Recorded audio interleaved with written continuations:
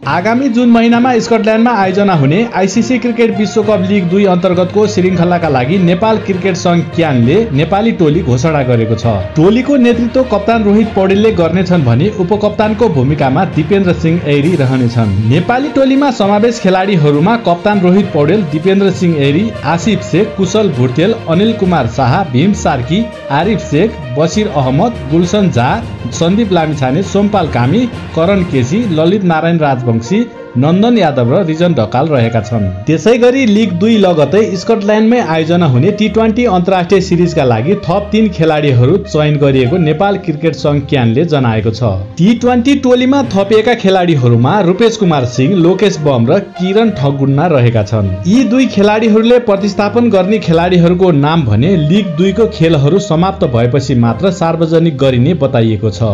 रूपेश र किरणलाई पहिलो पटक राष्ट्रिय टिममा समावेश गरिएको छ। यस्तै खबरहरू छिटो छरितो पाउनको लागि हाम्रो च्यानललाई सब्स्क्राइब गर्नुहोस्। भिडियो मन परे एउटा लाइक गर्नुहोस्, मनमा केही जिज्ञासा छ भने एउटा कमेन्ट पनि छोडिदिनुहोस्।